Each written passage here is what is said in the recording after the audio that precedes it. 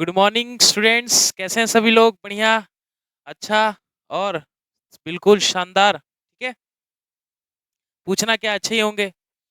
चलते हैं आपके फाउंडेशन कोर्स की तरफ, क्योंकि धीरे धीरे लेसन जो हमारा आते जा रहा है और क्योंकि हमें हर एक चीज़ लोग के लेके चलना है। फर्स्ट ऑफ ऑल एग्ज़ाम को भी लेके चलना है, क्योंकि आपके एग्ज़ाम सारे नज़दीक आ रहे हैं।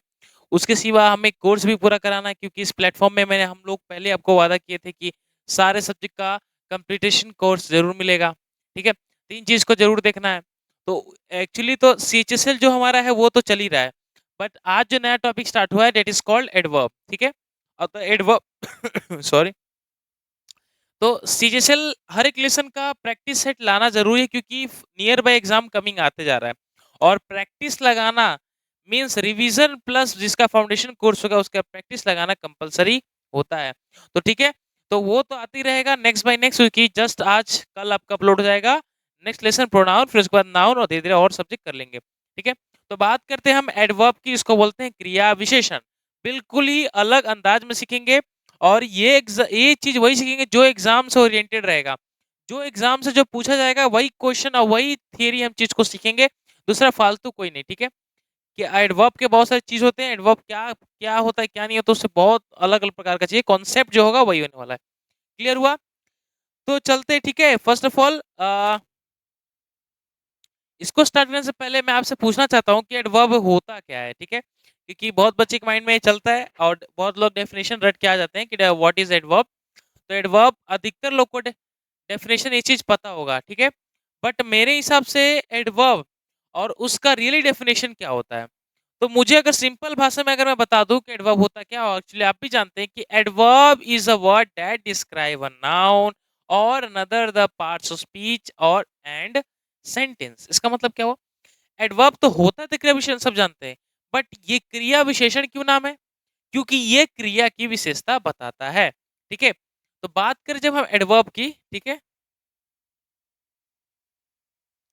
एडवर्ब की हम बात करते हैं तो एडवर्ब बना किस चीज से है? एक एडवर्ब एड से प्लस वर्ब से। ठीक है, तो एड मींस क्या हो जाएगा आपका? विशेषण, जिसको बोलते हैं एडजेक्टिव। और वर्ब क्या हो जाएगा? तो वर्ब हो जाएगा भाई क्रिया। तो ये क्या करता है एक्चुअली? ये करता क्या है? ये क्रिया की विशेषता बताता है। क्या करता है? ये क्रिया की विशेषता बताता है, इसी इसलिए इसका नाम हो गया एडवर्ब। अच्छा, एडजेक्टिव क्या करता है? तो एडजेक्टिव खुद विशेषता एक नाउन है प्रोनाउन की बताता है, इसलिए बन गया एडजेक्टिव। तो कुछ इसका मतलब भी होता है। एडवर्ब का मतलब क्या? एड प्लस वर्ब, एड मतलब विशेषण, एडजेक्टिव भी कर सकते हैं, वर्ब मतलब क्रिया। तो जो क्रिया की विशेषता बताता है उसी के बोलते हैं एडवर्ब। ठीक है, तो अकॉर्डिंग टू डेफिनेशन क्या हो जाएगा कि what is adverb? And adverb is a word that can modify or describe a verb, adjective, another adverb or entire sentences. ठीक है, ये एक मात्र एक डेफिनेशन नहीं, इसके अलावा भी और भी डेफिनेशन होते हैं एडवर्ब के। ठीक है, क्रिया विशेषण के और भी डेफिनेशन होते हैं, बट हम बात करें एडवर्ब का। तो आपको क्या लगता है कि खाली एडवर्ब क्रिया की विशेषण बताता है? क्रिया की विशेषता बताता है एडवर्ब? जी नहीं, ये बिल्कुल नहीं। एडवर्ब ओनली एंड ओनली खाली क्रिया की विशेषता नहीं बताता। एडवर्ब का अलग ही फंडा है। पूरे ऑल ग्रामर पार्ट में एडवर्ब नाउन प्रोनाउन का विशेषता बताता है एडजेक्टिव, बट इसकी भी विशेषता noun pronoun adjective conjunction preposition interjection और एंटायर सेशन या खुद की भी विशेषता एडवर्ब बताता है। क्लियर हुआ? तो अगर कोई डेफिनेशन पूछे कि व्हाट इज एडवर्ब, तो सिंपल बोलना है कि an adverb is a word that describe the verb और एंटायर सेंटेंसेस। ठीक है, तो खाली इस चीज का नहीं खाली क्रिया की नहीं, बल्कि कंजक्शन प्रीपोजिशन और एंटायर सेंटेंसेस, खुद की एक सेंटेंस की विशेषता बताता है। और दूसरा चीज क्या हो गया? कंजक्शन भी हो गया आपका, और प्रोनाउन और नाउन तो यही आएगा।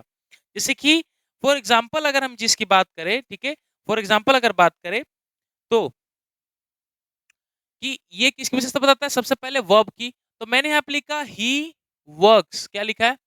He works hard. क्लियर हुआ? ही वर्क्स हार्डली, चाहे ही वर्क्स हार्डली बोल सकते हैं। क्लियर हुआ? तो हमने क्या किया? मैंने यहाँ पे लिखा ही वर्क्स। ही आपका एक व्यक्ति का प्रोनाउन है, मतलब नाम बोला जा रहा है, और वर्क्स क्या है? वर्क्स वर्ब है। तो ये क्या किया?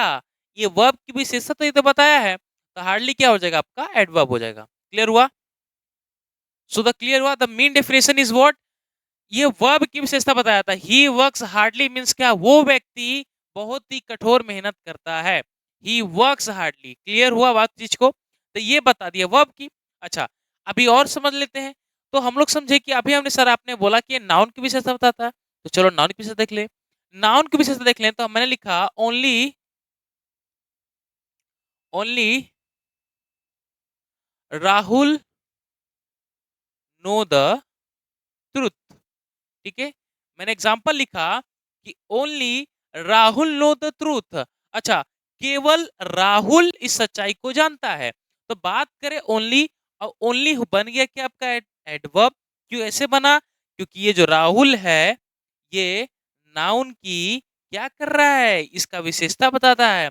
बाकी अगर आपको डाउट लग रहा है कि सर नाउन की विशेषता तो एडजेक्टिव ही बताता है, तो ये एडजेक्टिव होना चाहिए। सॉरी, एडजेक्टिव एक सीमित वर्ड होते हैं, बट एडवर्ब का सीमित वर्ड नहीं होता। ओनली आप एडजेक्टिव में कभी चीज पढ़े हैं? नहीं पढ़े हैं। इसलिए अगर नाउन की विशेषता बता रहा है तो हमेशा ये नहीं हो सकता कि एडजेक्टिव भी होगा, वो एक एडवर्ब भी हो सकता है। क्लियर हुआ? तो यहाँ हो गया हमारा, और नाउन की विशेषता बता दिए। फिर सर आपने बोला कि नाउन ही नहीं, एक कंजक्शन का प्रीपोजिशन की विशेषता बताता है। तो बात करें प्रीपोजिशन देख लेते हैं। तो मैंने लिखा कि द हेलीकॉप्टर होवर्ड। ठीक है, hovered hovered exactly exactly over over his house. Clear हुआ? मैंने क्या लिखा, सेंटेंस को पढ़ते हैं। मैं लिखा कि the helicopter over exactly over his house. अच्छा, मुझे आप कितने लोग बताएंगे कि ओवर क्या होता है? ओवर तो बहुत लोग को पता है ना जी। ओवर एक आपका प्रीपोजिशन है। क्या है? प्रीपोजिशन है। तो प्रीपोजिशन किसकी विशेषता होता है? एग्जैक्टली ने बता दे कि ये क्या है, एग्जैक्टली क्या है, ये ऊपर है। क्या है? ऊपर है। तो एग्जैक्टली बन गया जी आपका एडवर्ब। ठीक है, और एडवर्ब किसकी विशेषता बता दिया? प्रीपोजिशन की। तो यहां हमने देखा, एक तो वर्ब की विशेषता बताता है क्योंकि ये मेन है। दूसरी बात, ये नाम की विशेषता बताता है। अच्छा, नाउन को हटा के हम ही कर सकते तो प्रोनाउन की विशेषता बता देता। अगर यही लिख सकते कि only he know the truth, ये भी सही है। और ये भी लिख दे कि only Rahul know the truth, ये भी सही है। तो नाउन प्रोनाउन दोनों की विशेषता बताया। प्लस थर्ड एग्जांपल हमने सीखा the helicopter over exactly over his house. इसका मतलब क्या हुआ? इसने ओवर की भी विशेषता बता दी, जिसका एक जो बोला जा रहा है कि हेलीकॉप्टर जो ओवर हो रहा है, हेलीकॉप्टर फ्लाइंग नहीं होता, ओवर होता है, जो इसके घर के ऊपर है। ठीक है, तो एग्जैक्टली बोला गया, तो एग्जैक्टली ओवर के लिए आया, तो यहाँ प्रीपोजिशन भी यूज हो गया। और देख लेते हैं, सर आपने और बोला था कि इस सेंटेंस की विशेषता बताता है, कि देख लेते हैं। चलो वाह, सेंटेंस की विशेषता बताता है, कैसे बताता है देख लेते हैं। तो मैं लिखा कि fortunately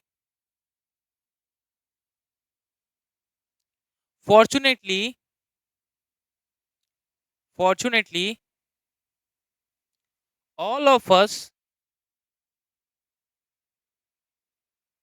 all of us safe. मैंने क्या लिखा? Fortunately all of us safe. तो ये क्या हो गया आपका? ये हो गया आपका एंटायर सेंटेंस। और ये क्या हो गया? तो ये बन गया जी आपका एडवर्ब। क्यों? इसने क्या किया? इस पूरे सेंटेंस का भी विशेषता बता दिया। फॉर्चुनेटली का मतलब होता है भाग्यवश, और अनफॉर्चुनेटली का मतलब होता है दुर्भाग्यवश। तो भाग्यवश, भाग्यवश हम सभी सेम है। भाग्यवश हम सभी सेम नहीं, भाग्यवश हम सभी सेफ है, एकदम सुरक्षित है। ठीक है, तो फॉर्चुनेटली इसने क्या किया? एंटायर सेंटेंस का भी विशेषता बता दिया। ठीक है, एंटायर सेंटेंस का विशेषता बता दिया। कौन बताया जी? फॉर्चुनेटली। क्लियर हुआ? तो उसी तरह समझ पा रहे हैं आप? तो प्रीपोजिशन लेके, कंजक्शन से लेके एडजेक्टिव। अच्छा हाँ, एडजेक्टिव भी छूट गया मेन चीज। तो मैंने बोला था कि ये एडजेक्टिव भी बताता है और खुद की विशेषता बताता है। तो वर्ब तो हम लोग देख लिए, चलो एक और देख लेते हैं। तो मैंने यहाँ पे लेता एडजेक्टिव की विशेषता कैसे बताया, तो मैं यहाँ पे लिखा कि शी इज वेरी गुड। लिखा मैंने। अच्छा, मुझे बताइए कि गुड, गुड क्या है? गुड एक एडजेक्टिव है, और वेरी क्या है? तो वेरी वो एडवर्ब हो गया। कैसे हो गया? कि वह बहुत अच्छी है, अच्छी नहीं है, वो बहुत ही अच्छी है। तो एडवर्ब वेरी हो गया, और एडजेक्टिव क्या हो गया?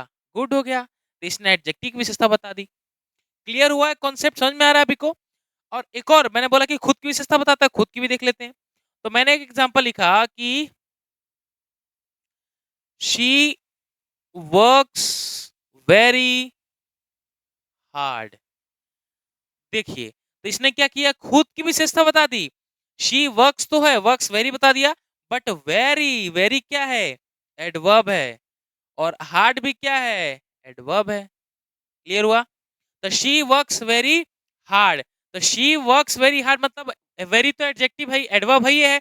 वेरी का भी इसने विशेषण कर दिया जो आपका हार्ड हो गया। तो क्लियर हुआ कॉन्सेप्ट क्या हुआ दोस्तों? तो हम लोग ने देखा कि एडवर्ब एक सिंपल लैंग्वेज नहीं होता, एडवर्ब एक बहुत बड़ी चीज है।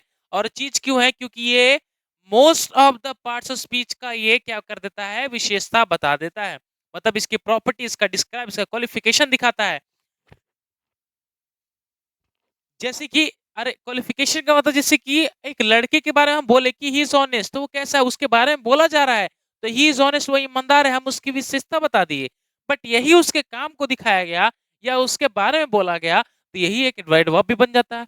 तो एडवर्ब एक सीमित वर्ड होते हैं जिसको मोस्ट ऑफ द आप लोग बहुत नाम सुने होंगे, पढ़े होंगे, तो एल बाई, hardly, scarcely, rarely, barely, seldom, no sooner, ये सारे वर्ड आपके क्या है, एडवर्ब है। ठीक है, और एडवर्ब और सारे वर्ड होते हैं वो हम सीखेंगे। ठीक है, तो हमने सीखा एडवर्ब एक वर्ब की विशेषता बताता है, तो यहाँ पे देख लिया। फिर हमने सीखा कि एडवर्ब नाउन और प्रोनाउन की विशेषता बता देता है, बहुत बढ़िया। फिर हमने देखा कि एडवर्ब प्रीपोजिशन की विशेषता बताता है, तो एग्जैक्टली क्या है, एडवर्ब है, ओवर क्या प्रीपोजिशन है। फिर हमने देखा कि एडवर्ब पूरे होल सेंटेंस के बारे में विशेषता बता देता है, तो वो भी देख लिया। फिर हमने देखा कि एडवर्ब एडजेक्टिव की विशेषता बताता है, तो ये भी देख लिया कि शी इज वेरी गुड। और यहाँ पे देखा कि जब एडवर्ब अपने आप की विशेषता बताता है, तो she works very hard, she works very hard. तो समझ में आया चीज, एडवर्ब होता क्या है? तो एडवर्ब ऐसा बाबू, ऐसा चीज है ना कि वो बोलता है कि खाली नाउन प्रोनाउन नहीं, मैं सारे पार्ट्स ऑफ स्पीच का पोल खोल सकता हूँ और उनके बारे में बता सकता हूँ। तो एडवर्ब है ना बड़ी चीज, क्या कि सब पार्ट्स ऑफ स्पीच के बारे में बोल दे रहा है, एक चीज नहीं छोड़ पा रहा है। क्लियर हुआ? तो चलिए बहुत बढ़िया, यहाँ पे डेफिनेशन हो गया। आई थिंक आपको 100% क्लियर हो गया होगा कि एडवर्ब होता क्या है। ठीक है, और मेरे हिसाब से आप कहीं चुकिएगा नहीं कि 100% बोलने में कि एडवर्ब, व्हाट इज एडवर्ब। ठीक है, बेसिकली हिंदी बोले चाहे इंग्लिश बोलिए, ये आपको डेफिनेशन क्लियर करना था। बट एग्जाम में डेफिनेशन नहीं आते, ठीक है, डेफिनेशन को नहीं देखना। अब मेरा पैटर्न क्या है कि मैं अभी तक जितना भी आपको कोर्स करा चुका हूँ, चाहे सारे ग्रामर पार्ट करा चुका हूँ, ठीक है, अभी तक जितना मेरा भी ग्रामर पार्ट करा चुका हूँ, उसमें मैं थियरी थियरी पे विश्वास नहीं करता। विश्वास का मतलब है कि जो उसके बारे में बोला गया उस पर मैं डिपेंड नहीं रहता, क्योंकि एग्जाम में आपको ये नहीं आने वाला है। जैसे कि फॉर एग्जांपल हम लोग कंजक्शन में देखे थे, मैंने आपको सिखाया था कि कभी भी नाइदर नॉर का पेयर पूछने वाला नहीं है, क्योंकि अब जमाना अलग है, पहले जमाना अलग था। नाइदर नॉर, नाइदर और का पेयर बहुत पहले पूछा जाता था कि जो बच्चे 100% पढ़े लिखे मार्क करते थे, नहीं तो नहीं मारते थे। बट आज के टाइमिंग पे वो नहीं होता। आज के टाइमिंग पे जो एग्जाम ओरिएंटेड होना चाहिए वही पढ़ना है। तो यहाँ तक मैंने ग्रामर थियरी और अभी तक जितना ही पढ़े हम लोग, तो ओरिएंटेड ही पढ़े। ओरिएंटेड मतलब क्या होता है? Oriented approach. ठीक है, ओरिएंटेड अप्रोच जो कि रिजल्ट बेसिस डिपेंड रहता है, हमें रिजल्ट लेके चलना है, इसलिए मैं कुछ सीमित थ्योरी कराऊंगा और कुछ रूल ही कराऊंगा, बेसिक रूल कराऊंगा। ठीक है, तो एडवर्ब के केस में भी हम कुछ बेसिक और इंपॉर्टेंट रूल ही पढ़ेंगे, और रूल ही मायने रखता है। ठीक है, चलिए, तो फर्स्ट ऑफ ऑल आपके कॉपी में नोट करिएगा, आपका सामने पहला रूल, रूल नंबर 1, और मोस्ट इंपॉर्टेंट रूल, इसको बताने का तरीका ही बहुत अलग होता है और पढ़ने का भी तरीका अलग होता है।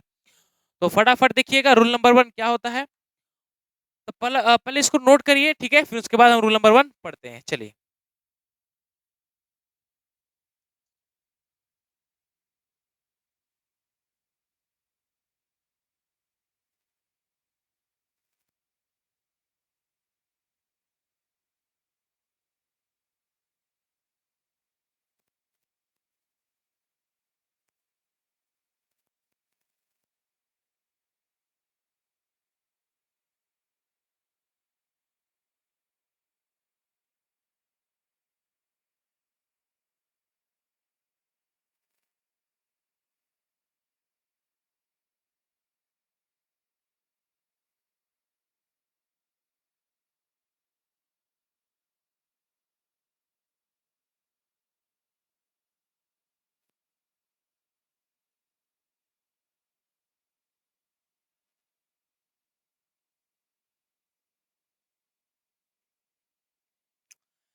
आपने नोट कर लिया first of all rule number 1।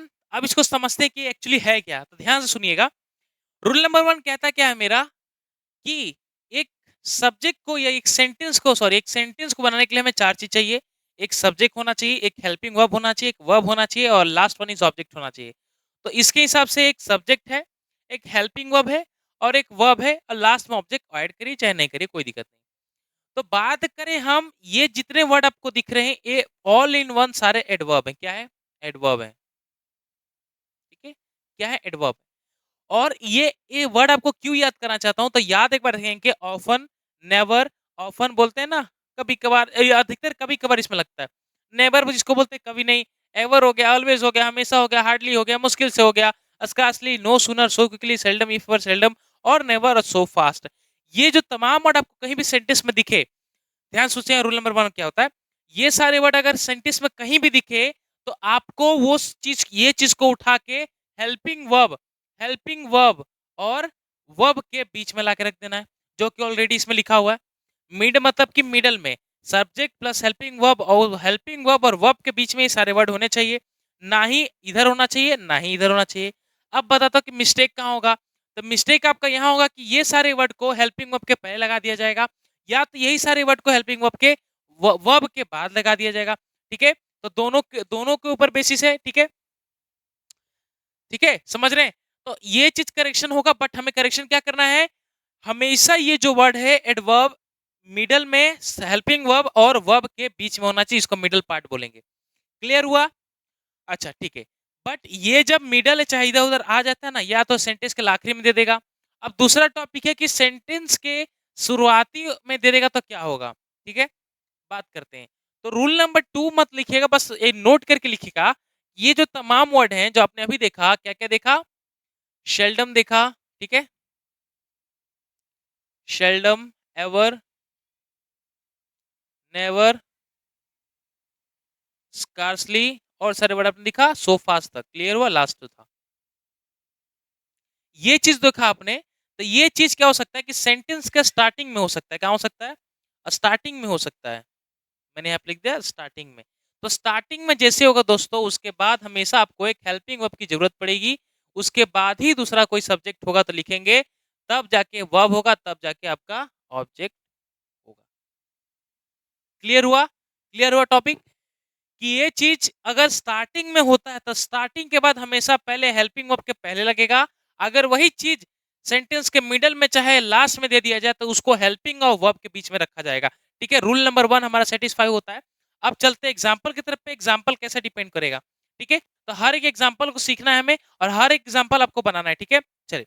तो फर्स्ट ऑफ ऑल, आप इसमें से आपके 5 क्वेश्चन है, 1 2 3 4 5। मैं आपको टाइम देता हूँ 5 मिनट का, फटाफट इस क्वेश्चन को नोट करिए और बनाइए।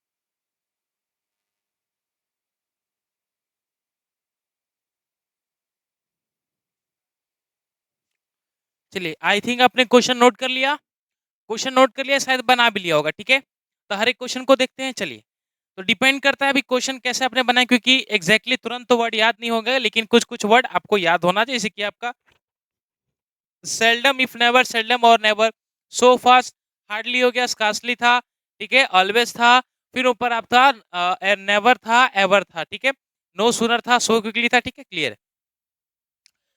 तो बात करते हैं, तो यहाँ पे इस क्वेश्चन में I will see her never again. अच्छा, नेवर आपको मैंने वर्ड कराया, देखिए अंडर मार्क दिख गया मुझे। I will see never, I will see her never again. क्या ये सेंटेंस सही है? नहीं, बिल्कुल बिल्कुल सही नहीं है, क्योंकि सर आपने मुझे बताया कि ये सारे वर्ड मिडल में हेल्पिंग वर्ब और वर्ब के बीच में होना चाहिए जब ये वर्ड हमें लास्ट या मिडल में दे दिया जाए। दूसरा बताया आपने सर कि यही सारे वर्ड अगर स्टार्टिंग में दे दिए तो कैसे अरेंज करना है। तो यहाँ पे ध्यान दीजिएगा, ये जो नेबर का पोजीशन बिल्कुल गलत है। क्यों गलत है? इसका क्वेश्चन क्या होना चाहिए, क्योंकि हेल्पिंग और वर्ब के बीच में रखना है हमें, तो ये बन जाएगा I will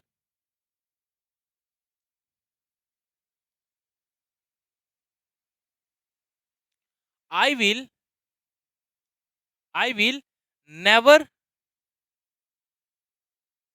never see her again. ठीक है, I will never see her again, ये सही हुआ ना कि वो। क्लियर हुआ? क्यों गलत हो? क्योंकि एडवर्ब का इसमें पढ़ना है adverb of position, adverb of manner, adverb of time, adverb of frequency, adverb of defence, बहुत सारे टाइप होते हैं, बट उनके चीज को नहीं देखना है।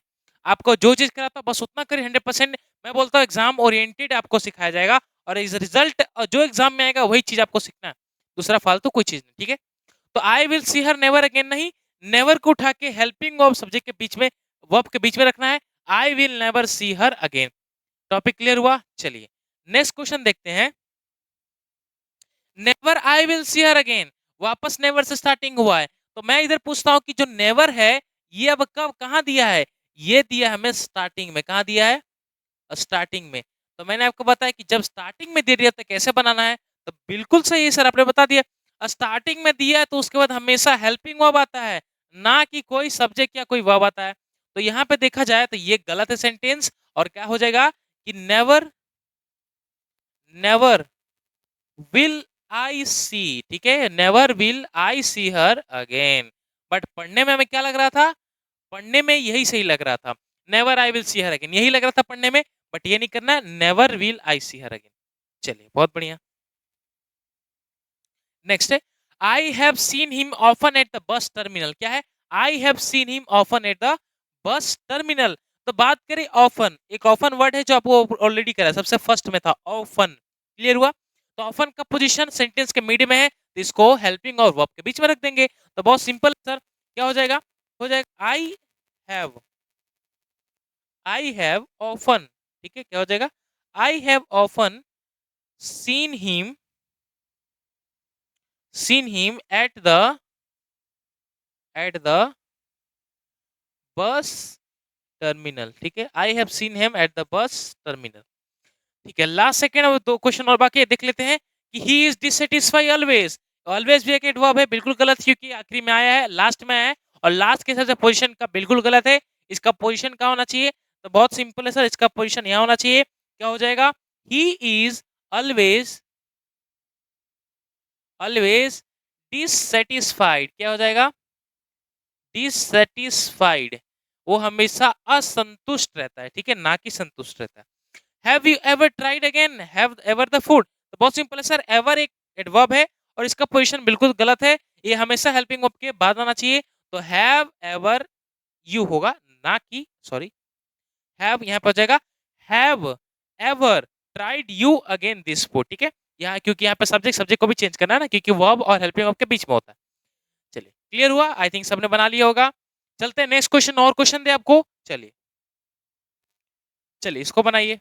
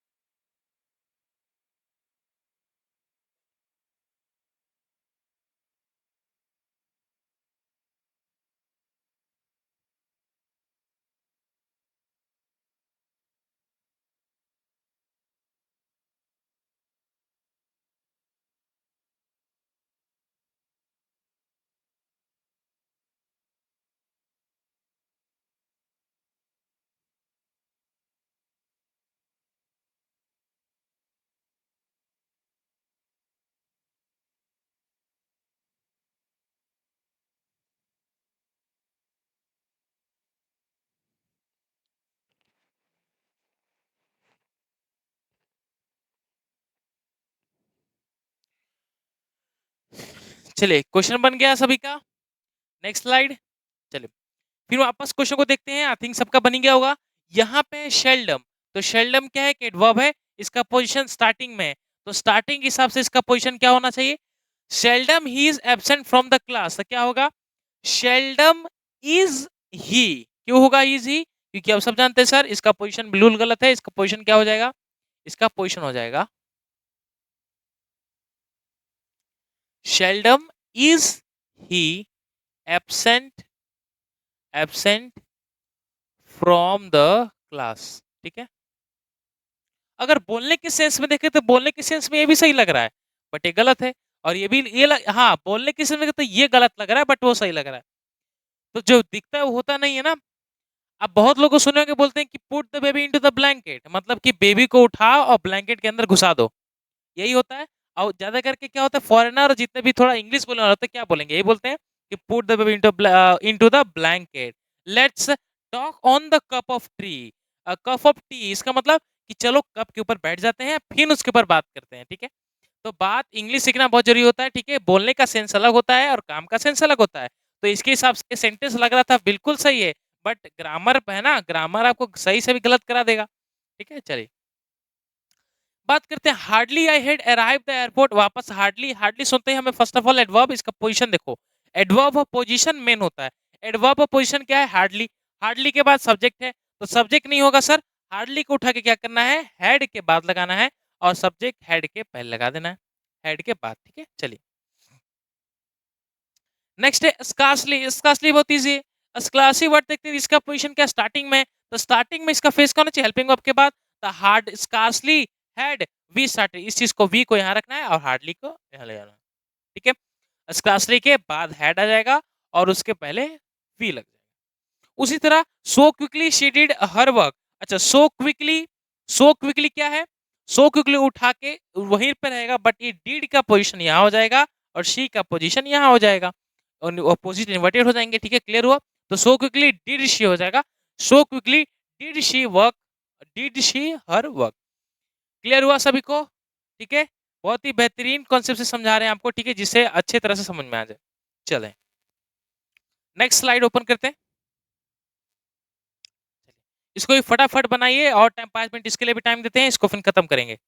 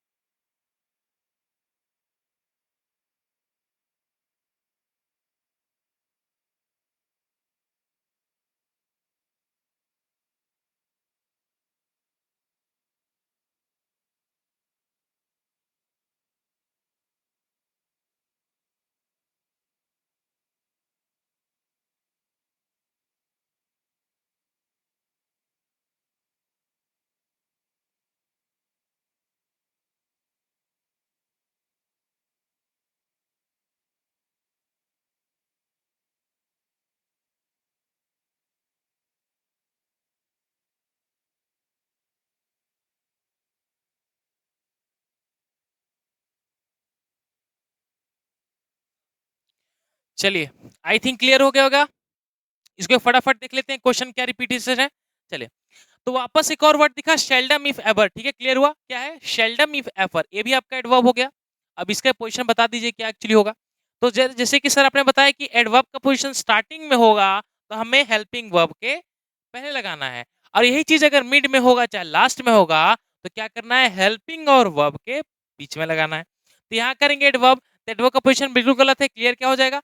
ये हो जाएगा sir seldom, seldom if ever will, ना कि शी थी, will she join the army. ठीक है, आर्मी। क्लियर हुआ?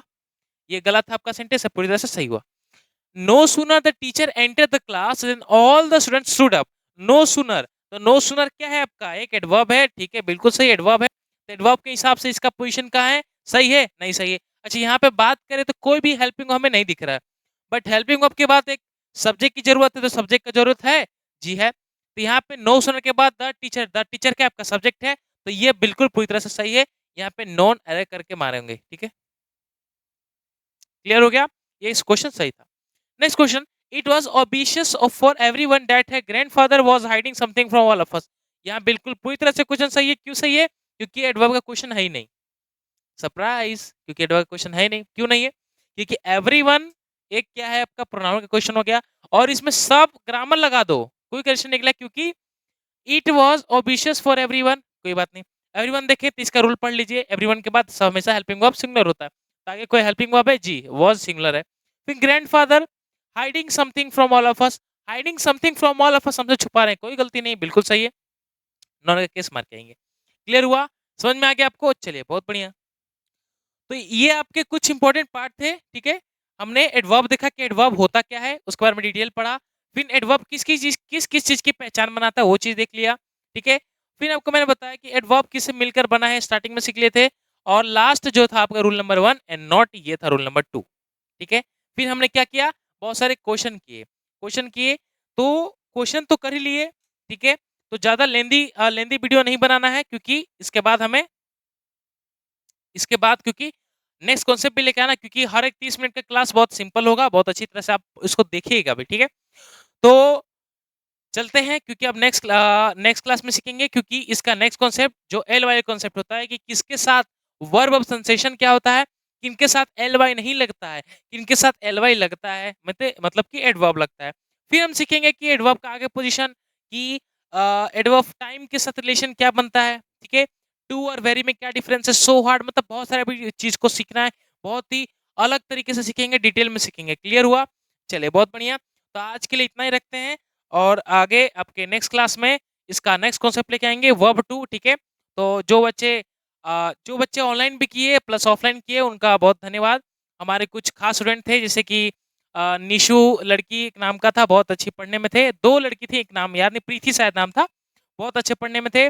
सिकंदर एक लड़का था, जो उन लोग का कॉन्सेप्ट थोड़ा अच्छा था दिन पर दिन, ठीक है? उन लोग ये क्लास को करते हैं और उनका बहुत ही अच्छा कमेंट आता है, ठीक है? और सिकंदर हो गए, सतीश हो गए, ठीक है? हरीश, बहुत सारे स्टूडेंट थे हमारे, यादगार स्टूडेंट थे, उनसे याद ही रहेंगे, ठीक है? तो चलते हैं, नेक्स्ट वीडियो लेके आएंगे आपके लिए, और नेक्स्ट क्लास तक आप इस चीज को बने रहिएगा हमारे चैनल पर, ठीक है? तब तक के लिए जय हिंद।